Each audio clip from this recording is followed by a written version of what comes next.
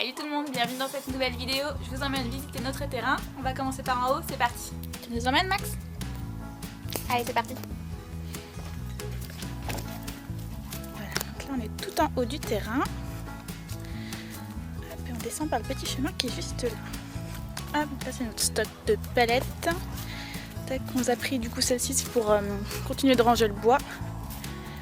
Tac, on empile dessus. Donc là, tout ça c'est chez nous. Là.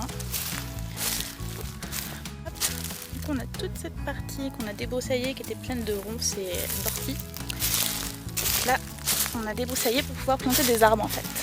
Continuer le verger. Et le but c'est que tout là, bah, il n'y a que des arbres. Tu viens Max? On va reprendre les chemins. Allez viens bonhomme. J'ai mis mes plus belles chaussures pour vous faire la visite. Donc là, c'est tout simplement les restes de bouts de bois qui nous restent du chalet en fait. Quand on a fini, c'est un peu comme les meubles Ikea. Donc il est resté quelques pièces, mais pour l'instant c'est sous la bâche. Parce que ça peut toujours servir.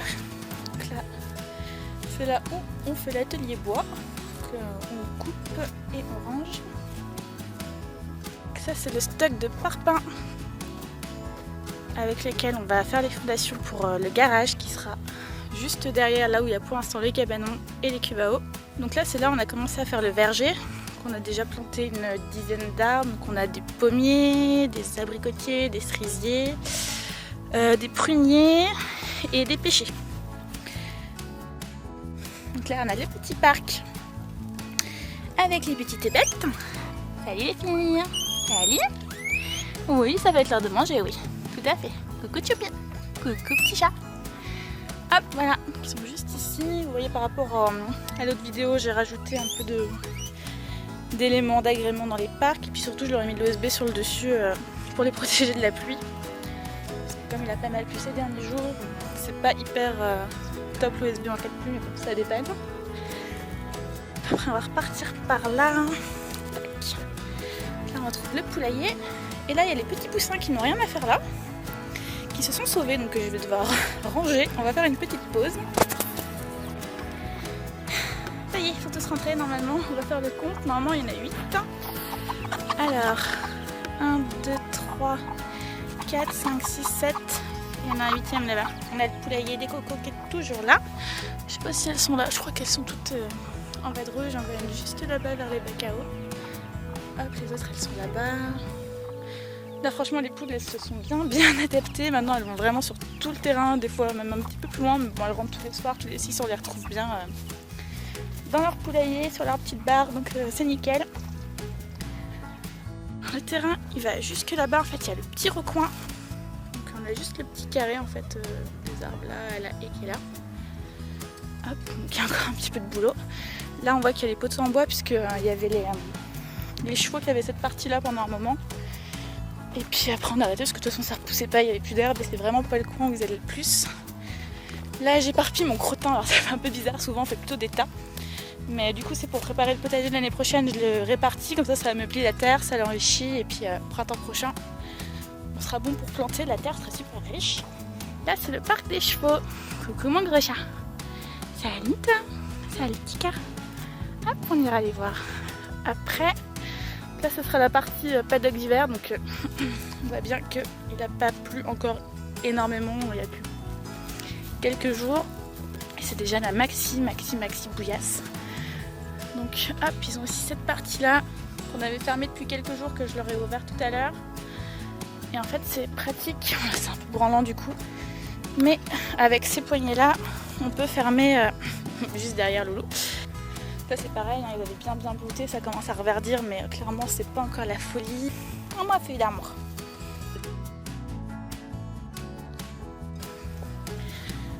Tac, comme ils ont plus d'herbe, on leur a mis des branches qui sont tombées avec la neige, donc on leur a coupé les branches de saule et ils ont bien mangé toutes les feuilles.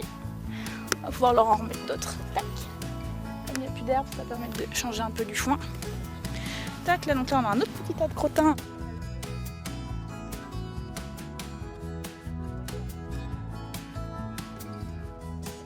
Donc là on a les saules, comme je vous disais, qui sont un peu pétés la tronche avec la neige.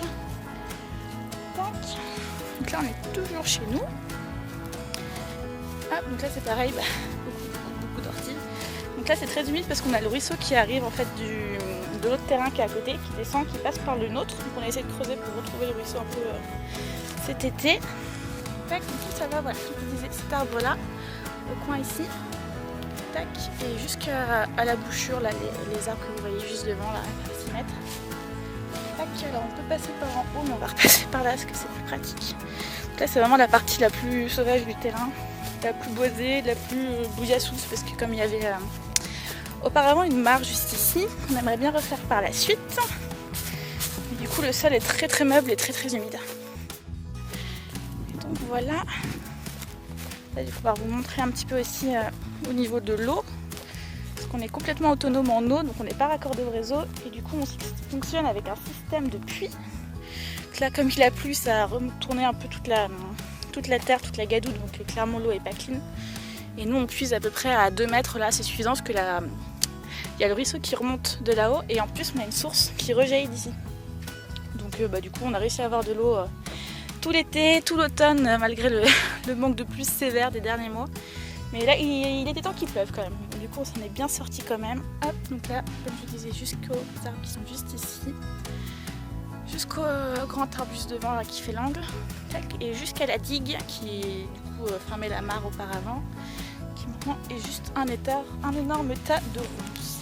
Voilà, donc au niveau de l'eau, comme je vous disais, on pompe. On a une petite pompe qui est au bout du tuyau vert dans le tuyau.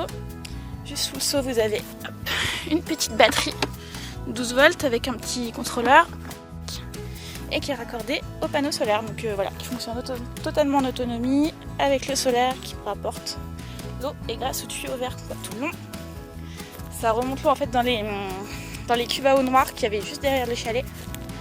Hop, voilà, qui remonte tout le long là. Nous on va repasser par là où on est venu parce que là on avait dégagé mais ça a un peu repoussé donc j'ai pas avoir mis mes bottes. On va prendre le chemin le plus safe. Bon du coup ça y est je suis remontée, vous avez pas eu juste la retraversée du parc des chevaux tout simplement puisque j'étais partie avec la GoPro et que la batterie s'est éteinte. Ok voilà du coup on est revenu à notre tas de bois. Il y a une magnifique deuxième tas de bois à ranger, d'où les quelques palettes là-haut pour continuer d'empiler. Hop, de ce côté-là, il y a quand même quelque chose d'intéressant à vous montrer. Donc c'est les 12 panneaux solaires qui nous permettent d'être également autonomes en électricité. Parce que du coup on a bien exposé le chalet plein sud, ça ne se voit pas à cette heure-ci. Et du coup ce qui nous permet de produire au max, je crois que ça doit être 3600 Wh, donc 3,6 kWh. Donc là c'est le petit cabanon où on entasse tout notre bazar pour l'instant. Devant le gros bazar pour l'instant. Et bientôt du coup on fera juste ici un garage extension, donc on sortira en fait directement par une porte qui se fera juste ici et qui donnera du coup dans la cuisine à l'intérieur. Je vous ferai la visite du chalet à l'intérieur la prochaine fois. On va se quitter avec les petits chouchous. Voilà, donc la visite du terrain est terminée. J'espère que ça vous aura plu. Pour vous donner un peu plus d'infos, du coup le terrain fait je crois 8900 mètres carrés si je dis pas de bêtises. Voilà, c'est un peu plus petit que ce que j'aurais aimé au début, à l'origine. On cherche plutôt dans les 2 hectares, mais c'est très très difficile en fait de trouver un terrain de plus d'1 hectare, on va dire, qui soit constructible. Donc on est super content d'avoir trouvé celui-ci. On a vraiment la place de faire pas tout ce qu'on voulait. Le projet de toute façon, c'est de racheter après les terrains un petit peu autour, au moins 1 voire 2. Donc ça c'est pour les projets à venir. Donc déjà on a encore un petit peu de boulot sur celui-ci, donc on va déjà finir d'aménager tout ce qu'on veut ici et après on verra. J'espère que cette vidéo vous a plu. Si vous avez des questions, n'hésitez pas à me les poser en commentaire, ça me fera super plaisir d'y répondre. Je vous dis à la prochaine. Wouhou.